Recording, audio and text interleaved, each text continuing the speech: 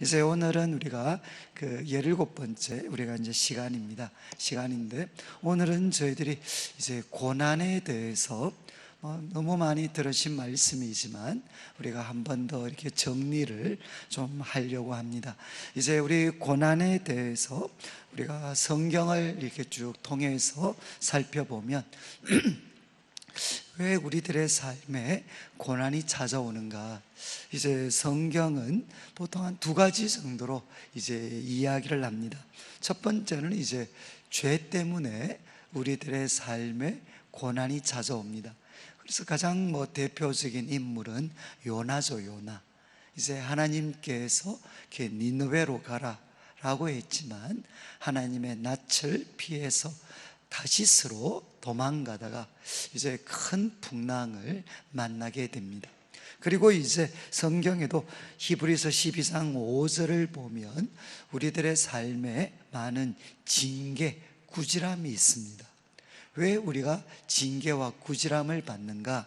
그것은 우리가 하나님께서 그 사랑하시는 자, 또 그가 받아들이시는 아들마다 하나님께서 징계하시고 채찍질을 하신다.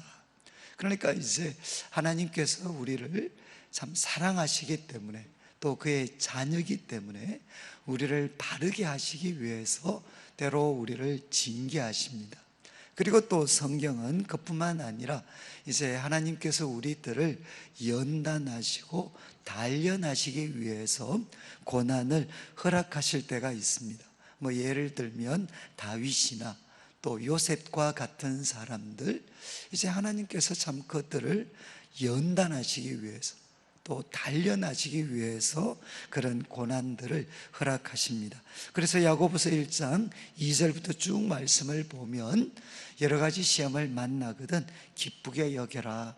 믿음의 시련이 인내를 만들어내고 또 인내를 온전히 이루게 되면 하나님 앞에 온전하고 구비하여 조금도 부족함이 없는 사람이 되게 하신다. 그러니까 하나님께서 우리를 이제 연단하시고 또 우리들에게 인내하시기 위해서 우리들에게 고난을 주실 수가 있습니다. 그런데 이제 우리가 이런 내용들은 잘 알고 있지만 그럼에도 불구하고 이제 우리들의 삶에 때로는 이해할 수 없는 그런 고난, 그리고 이해하고 싶지도 않는 그런 고난이 우리들에게 주어질 수 있습니다. 예를 들면 이제 좀 편히 성경적은 아니지만 운명처럼 주어진 고난이 있습니다. 그래서 이제 예를 들면 우리 자녀들 가운데는 우리 부모님들로 말미암아 참 이렇게 극심한 그런 고통을 당할 수가 있습니다. 그래서 저는 이제 청년들을 오래 섬겼기 때문에 청년들 가운데에도 생각보다 이 부모님들한테 학대를 당한 사람들이 생각보다 많습니다. 그러면 이제 그 아이들이 던지는 마지막 질문은 뭔가 하면 왜 나한테 이런 일이 주어질 수 있습니까? 왜 나에게? 근데 또 반대로 말하면 또 자녀들 때문에 예를 들면 건강에 장애가 있다거나 이런 어떤 여러 가지 일들 때문에 또 때로는 우리 부모님들이 이런 질문을 할 수 있습니다. 왜 나한테 이런 일이 닥칠 수 있나? 그리고 요즘 이제 유럽이나 중동에서 일어나는 난민 문제들이 있습니다. 시리아 난민들. 그러면 그 사람들이 정말 생명을 걸고 바다를 건너다가 참혹한 죽음을 당하는 그런 일들을 우리가 많이 봅니다. 그러면 이제 우리 마음에 질문이 있죠. 아니 도대체 우리가 잘못한 게 뭐죠? 나라를 잘못 만난, 지도자를 잘못 만난 그 이유 때문에 우리가 이렇게 고통을 당합니다. 그런데 그런 모습들이 우리들에게 낯설지 않는 것은 저희들도 한 70년 전에 우리 한국 땅에도 똑같은 일들이 일어났었습니다. 그러니까 나와는 전혀 상관이 없는 그런 이유들 때문에 내가 극심한 고통을 당해야 될 때가 있습니다. 그래서 이제 우리가 요한복음 9장에 나오는 날 때부터 앞을 보지 못했던 사람, 그 사람을 예수님이 만나시게 되죠. 그래서 이런 사람들처럼 자신의 의사와는 상관없이 주어진, 운명같이 주어진 고난이 있습니다. 그리고 이제 이와는 조금 차이가 있지만 이제 예고 없이 갑작스럽게 닥친 고난이 있습니다. 그러니까 이제 가장 대표적인 인물이 욥이죠. 욥은 의로운 사람이었고 동방의 가장 큰 부자였는데 정말 갑자기 한순간에 모든 것을 잃어버렸습니다. 재산도 자녀들도 건강도 한순간에 다 잃어버렸습니다. 이와 비슷한 일들이 우리들의 삶에도 찾아올 수가 있습니다. 이제 이런 일들이 닥치게 되면 정말 극심한 고통을 겪죠.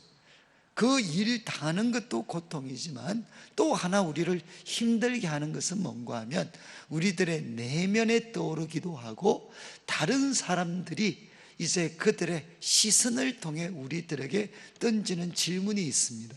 그건 뭔가 하면 도대체 무슨 죄를 지어서 저런 일을 당하는가? 그러니까 우리들 마음에도 그 질문이 떠오르고 또 다른 사람들도 우리를 향해 그런 시선을 보내는 거죠. 그래서 이제 앞을 보지 못하는 그 소경을 만났을 때 예수님의 제자들이 질문을 했습니다. 도대체 누구 죄 때문입니까? 부모의 죄 때문입니까? 아니면 당사자의 잘못입니까? 그리고 이제 욥의 친구들도 처음에는 욥에게 와서 같이 울고 괴로워했지만 그때부터 이제 욥에게 던진 질문들은 뭐죠? 한마디로 하면 욥에게 준 권면은 네가 잘못해서 일어난 일이다. 네가 잘못해서 일어난 일이니까 회개를 해라. 회개하면 하나님이 용서해 주시고 회복을 주실 거다. 회개해라. 여러분 이제 욥이라는 인물만 아니었으면 이 권면은 지금도 저희들이 많이 하고 있고 어쩌면 가장 모범적인 신앙의 권면입니다. 그런데 욥은 이 권면을 받아들이지 않습니다. 여러분 이제 욥은 이제 우리가 욥을 좀 잘 이해를 하셔야 되는 게 욥이 이렇게 나는 하나님 보실 때 의인이다. 나는 아무런 죄가 없다. 이게 욥의 주장이 아닙니다. 욥의 주장은 뭔가 하면 나도 한계가 있는 사람이다. 그리고 나도 하나님 보시기에 잘못한 사람이다. 그러나 내가 받아들일 수 없는 것은 뭔가 하면 이 엄청난 재난을 겪을 만큼 죄를 범한 것은 아니라는 것입니다. 이해를 하시겠습니까? 욥은 자기가 완벽하다는 이야기하는 게 아닙니다. 욥이 받아들이지 않는 것은 너희들 주장처럼 이런 엄청난 고난을 겪을 만큼 죄를 범한 것은 아니다. 이렇게 그래서 이 고난에는 뭔가 우리가 알지 못하는 이유가 있다는 겁니다.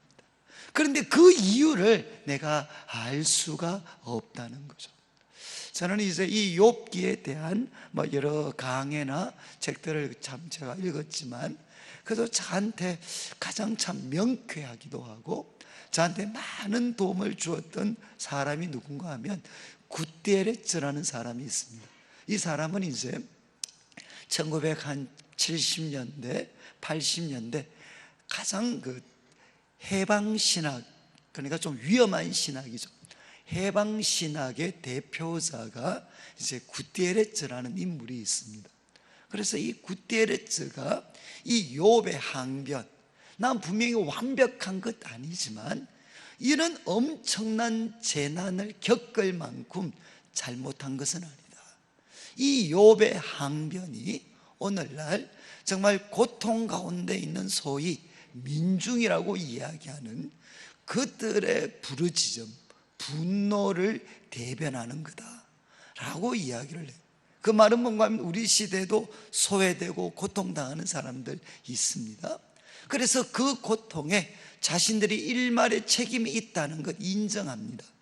그렇지만 그들이 인정할 수 없는 한 가지는 뭔가 하면 내가 지금 겪고 있는 이 엄청난 재난과 고통을 당할 만큼 내가 잘못한 것은 아니라는 겁니다.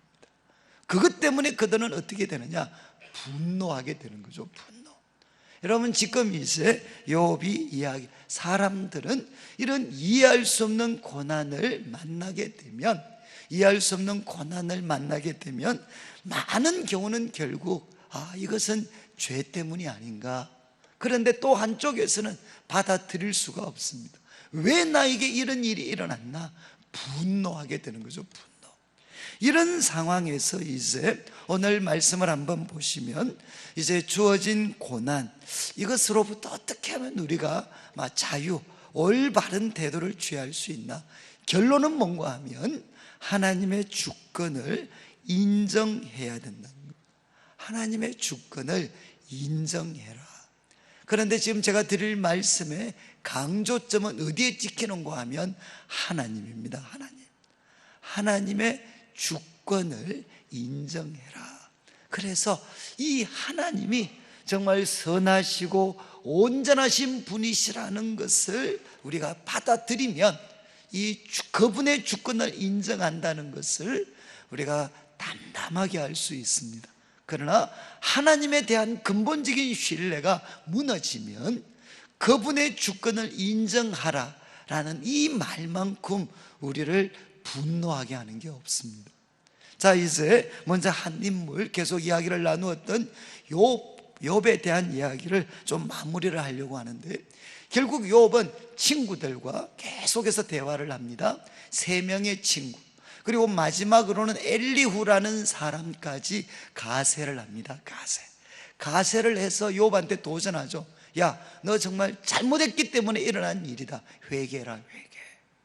그때 욥이 나는 이런 엄청난 재난 만날 만큼 나 잘못한 거 아니다. 끝까지 거부합니다. 그때 이제 하나님께서 찾아오십니다.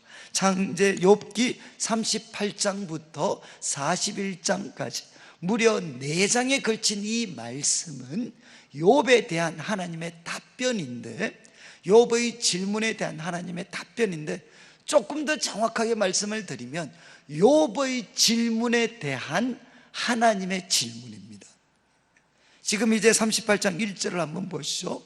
계속해서 침묵하고 계셨던 하나님께서 이제 말씀을 하십니다. 그때 여호와께서 폭풍우 가운데에서 욥에게 말씀하여 이르시되, 무지한 말로 생각을 어둡게 하는 자가 누구냐? 너는 대장부처럼 허리를 묶고 내가 내게 묻는 것을 대답해라. 이제 하나님께서 질문을 하십니다. 질문. 그래서 4절부터 이제 질문이 나오는데 4장에 걸쳐서 100가지가 넘는 질문을 하나님께서 욥에게 마치 속사포같이 쏟아놓습니다. 이런 질문을 하십니다. 내가 땅에 기초를 놓을 때, 하나님이 천지와 만물을 창조하셔서 땅의 기초를 놓을 때 너 어디 있었느냐? 네가 깨달아 알았거든 말을 해라. 그리고 누가 하나님이 땅의 기초를 놓으실 때 그것의 도량법을 정하였는지, 누가 그것의 건축을 위해 줄을 그것 위에 띄었는지 네가 아느냐? 또 그때 주추는 무엇 위에 세웠으며 그 모퉁이 돌 누가 놓았느냐? 여러분, 지금 이제 처음 질문입니다. 이 질문을 들었을 때, 하나님께서 이 질문을 던졌을 때 욥의 답변은 뭐죠? 욥의 답변은 뭡니까? 야, 내가 땅에 기초 놓을 때 너 어디 있었냐? 답변이 뭐죠? 저는 태어나지도 않았습니다. 너 그때 도량 그거 내가 정할 때 너 아느냐? 어디 있었는지, 누가 그거 했는지 아느냐? 또 모퉁이 돌 놓을 때 누가 했는지 너 아느냐? 이렇게 질문을 하죠. 그러면 욥의 답변은 뭐죠? 욥의 답변은 하나님 저 모릅니다. 또 물으셔. 너 아느냐? 저 모릅니다. 그런데 그것에 대해서 저 모릅니다 라고 할 때 그 다음 질문으로 넘어가시지만 보이지 않는 하나님의 도전과 답변은 뭡니까? 너는 모르지만 나는 안다는 겁니다. 이게 이제 4장에 걸쳐서 진행이 됩니다. 욥아, 너 이거 아냐? 그러면 욥은 성경이 기록이 되어 있지 않지만 저 모릅니다. 그러나 나는 알고 있다. 너희가 아냐? 저 모릅니다. 그러나 나는 알고 있다. 여러분, 이것이 질문하는 욥에게 하나님이 던지신 질문이었어요. 질문. 그리고 그것이 대답이었습니다. 하나님의 답변은 뭔가 하면 너는 모르지만 나는 안다는 것입니다. 그래서 이제 42장 1절부터는 이제 이 하나님의 질문 후에 욥이 대답을 합니다.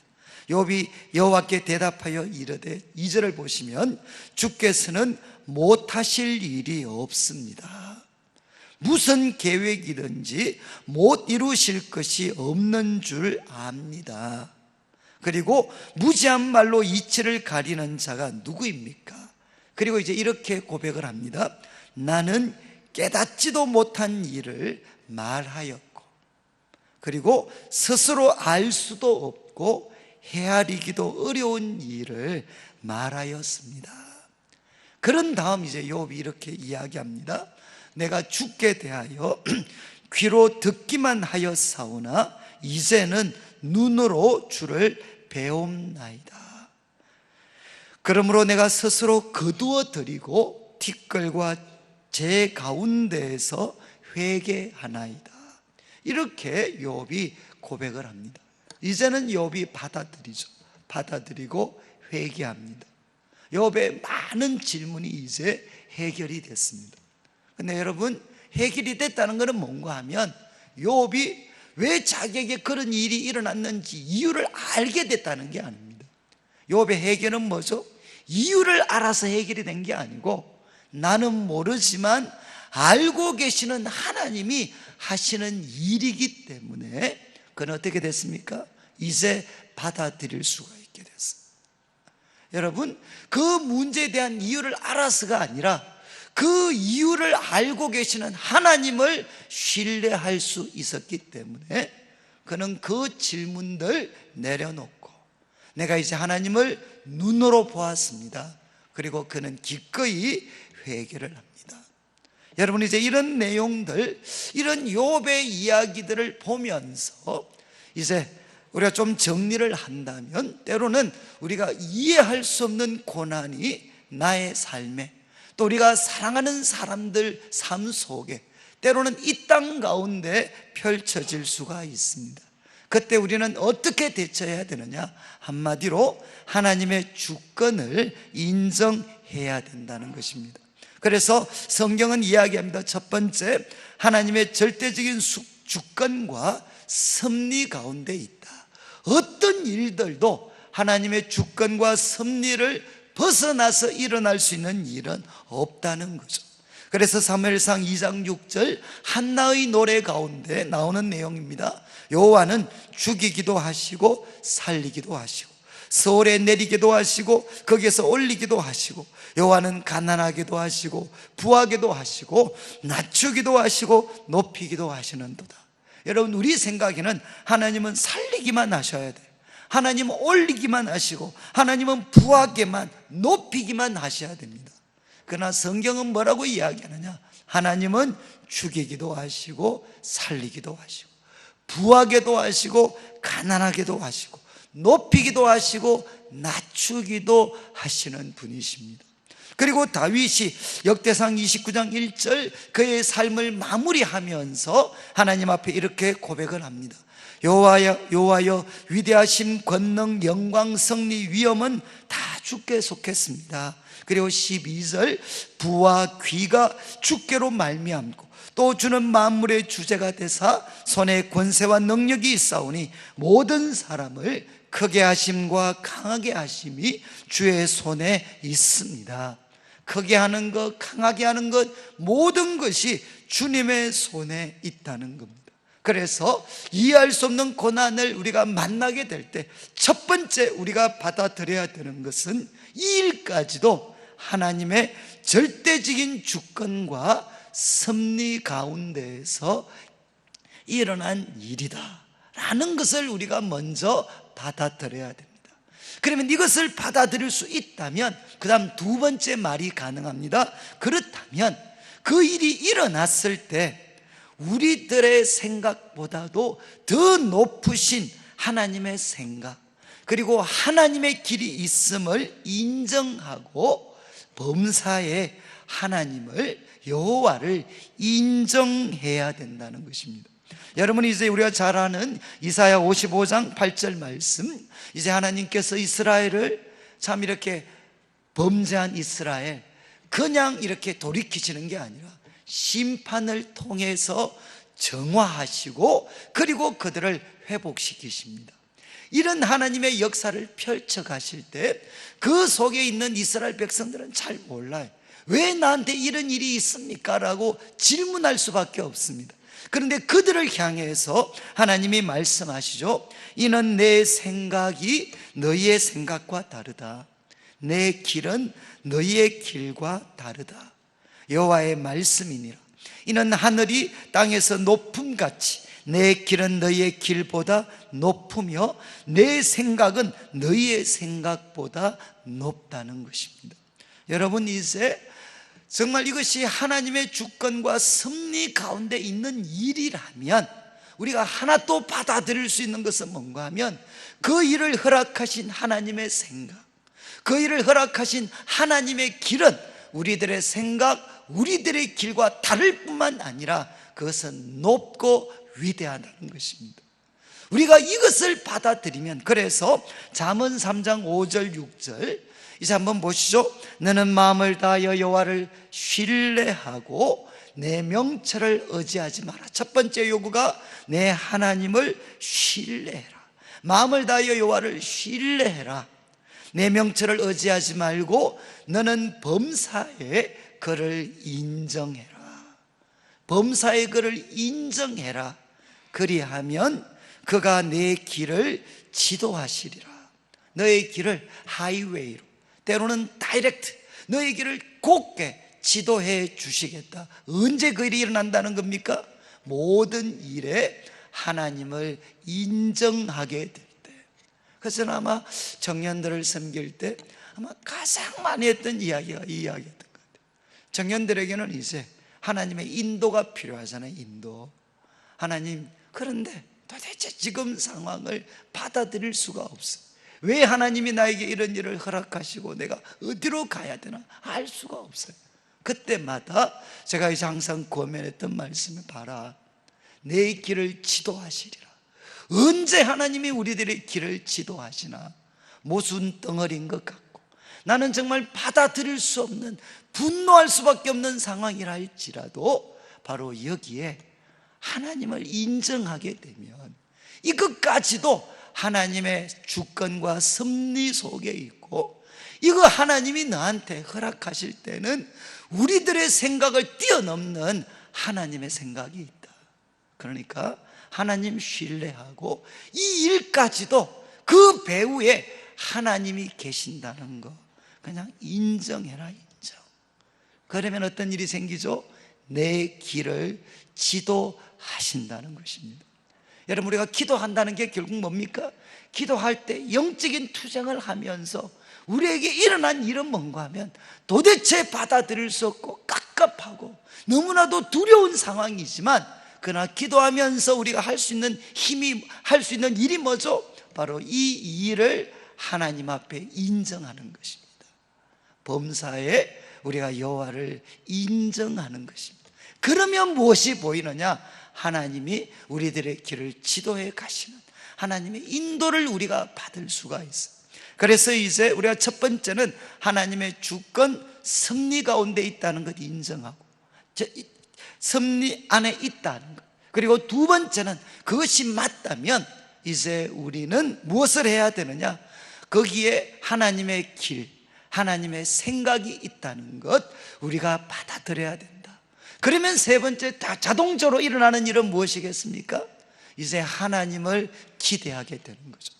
그 일이 하나님의 섭리 가운데 있는 일이고, 그리고 거기에는 우리들의 생각을 뛰어넘는 하나님의 생각이 그 일어난 일들 가운데 있다라는 것 우리가 받아들이게 되면 세 번째는 하나님을 기대하게 됩니다.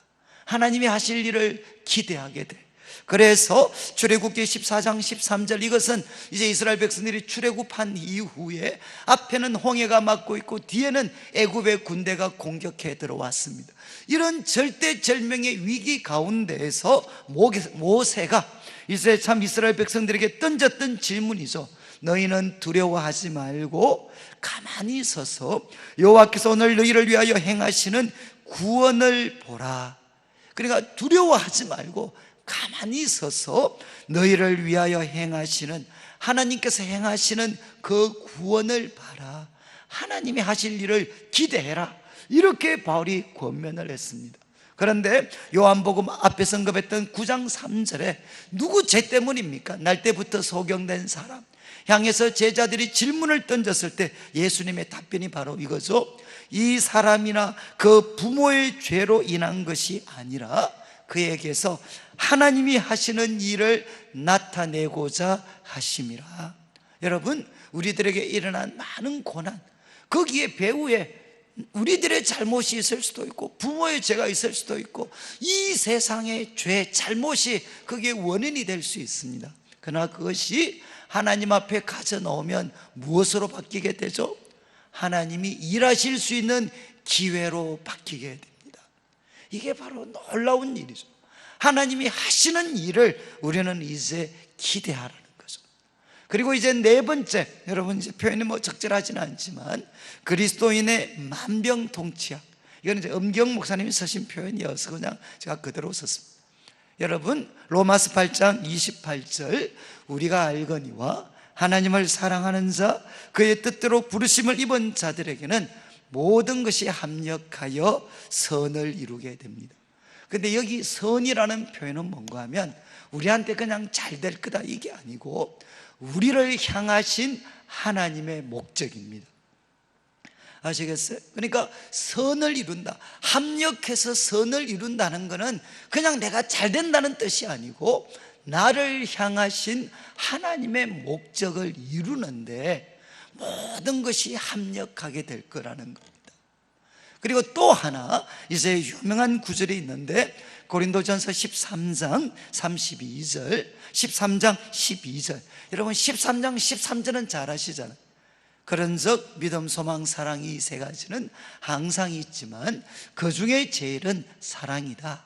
그런데 그 바로 앞구절에 왜 사랑이 제일이냐? 그 앞구절에 우리가 지금은 거울로 보는 것 같이 희미하지만 그때에는 얼굴과 얼굴을 대하여 볼 것이다. 지금은 내가 부분적으로 아나 그때는 주께서 나를 아신 것 같이 내가 온전히 알 것이다.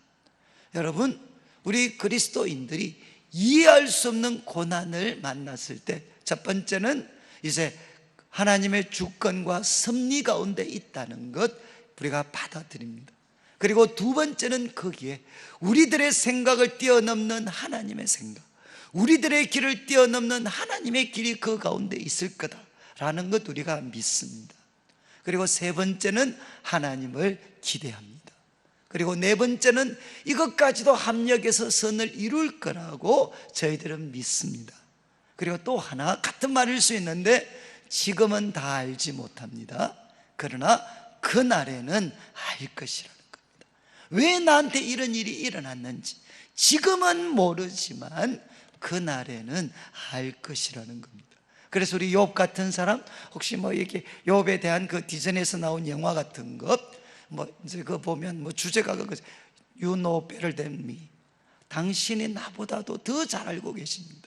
그래서 그 요셉이 그렇게 고생을 할 때, 왜 나한테 이런 일이 생기나, 이런 일이 생기나, 그때는 몰랐지만 우리가 성경 전체를 통해서 보면 왜 그때 요셉이 그렇게 고생했는지 그날에는 우리가 다 알게 됐습니다. 제가 이제 이 이야기만 드리고 뭐 마무리를 해야 될 것 같은데, 제가 아마 우리 성도님들 그때 참석하신 분들이 계실지 모르겠습니다. 한 2년 전이라고 저는 생각을 하는데, 그때 이제 우리 그 생명수가 강물처럼 이라는 프로그램이 있었어요. 그래서 그때 이제 한 우리 성도님들이 한 50여 분 참석을 해서 제가 이제 책을 하나, 좋은 책 하나님의 뜻을 분별하는 법, 이런 주제로 책을 하나 제가 선택을 해서 이제 그 책 내용을 제가 좀 요약해 드리고 또 강의를 했던 적이 있었습니다. 하나님의 뜻을 아는 법. 그런데 그때 저희들이 같이 이제 그 텍스트로 삼았던, 교재로 삼았던 책은 결국 이런 내용입니다. 너무 이것일까 저것일까 그렇게 불안하게 선택하지 말고 당신들이 먼저 그분의 나라와 의를 구하는 마음으로, 먼저 그분의 나라와 의를 구하는 마음으로 선택하면, 때로는 그것이 불완전한 선택이라 할지라도 하나님이 책임져 주신다. 이해하시겠어요? 그러니까 이거냐 저거냐 그렇게 마치 뭐 쪽집게 하는 것처럼 그렇게 하지 말고, 모든 순간마다 내가 어떻게 하면 그분의 나라와 의를 위해서 바른 삶을 살아갈 수 있을까, 그런 마음으로 선택하면 불완전한 선택이라 할지라도 하나님이 다 합력해서 선이 되게 하신다. 그러면서 이제 그 책 마지막에 이런 내용이 나옵니다. 지금 이제 우리가 다룬 이 내용인데 이런 질문을 던집니다. 지금 우리들의 삶에 정말 이해할 수 없는 고난이 찾아왔습니다. 고통이 찾아왔습니다. 정말 아무리 생각해도 이해가 되지 않아요. 그런데 이제 그 저자가 이야기를 합니다. 그런데 이제 우리가 주님 앞에 서게 됐습니다. 주님 앞에 서서 주님과 얼굴을 맞대게 되었을 때 우리들에게 일어난 이 일 때문에, 잘 들어주십시오, 우리들에게 일어난 이 이해할 수 없는 이 일 때문에 하나님이 우리한테 사과를 하실까, 아니면 우리가 하나님을 찬양을 하게 될 것인가? 여러분 어떻게 생각하셔요? 지금 우리들에게 있을 수 없는 일이 일어났어요. 도저히 받아들일 수 없는 그런 일들이 일어났어요. 그런데 이 일 때문에 우리가 주님을 얼굴과 얼굴을 맞대게 되었을 때, 그때 주님께서 아이고야 미안하다 내가 그때 내가 그만 잠시 졸다가 그런 일이 일어나는 것 내가 못 막아줬다 내가. 그리고 또 내가 잘못 생각해서 그때 판단을 잘못해가지고 니한테 그런 일이 일어났는데 내가 하늘에서 지금 이제 사과할게. 여러분 주님께서 우리들한테 사과를 하실까요? 아니면 바로 그 일 때문에 우리가 하나님을 노래하고 찬양하게 될까요? 어떻게 될 것 같습니다. 이제 그분이 마지막 우리 고대 참 하나님을 신실하게 섬겼던 사람의 글을 인용하면서 우리에게 이런 질문을 던지는 거죠.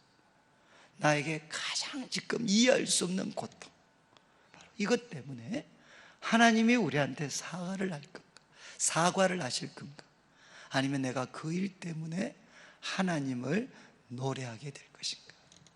그렇다면 우리는 확실히 고백할 수 있습니다. 그때 우리는 노래할 겁니다. 노래. 그분을 찬송할 겁니다. 그러면서 하는 이야기가 바로 얼굴과 얼굴을 맞대었을 때 드릴 그 찬양을 바로 지금 드리는 게 믿음이라는 것입니다. 이해를 하시겠어요? 그러니까 바로 얼굴과 얼굴을 맞대는 그날에 내가 일어난 이 일 때문에 내가 하나님을 향해 노래하고 찬양할 수 있는 것이 확실하다면 바로 지금 그 하나님을 신뢰하고, 내가 다 알 수 없지만 그날에는 압니다. 알게 되었을 때 드릴 그 찬양을 지금 나는 모르지만 바로 그 하나님을 신뢰하니까 노래하고 찬양하라는 것입니다. 그래서 이제 우리한테 권면을 하죠. 그리스도인의 만병통치약은 뭐냐?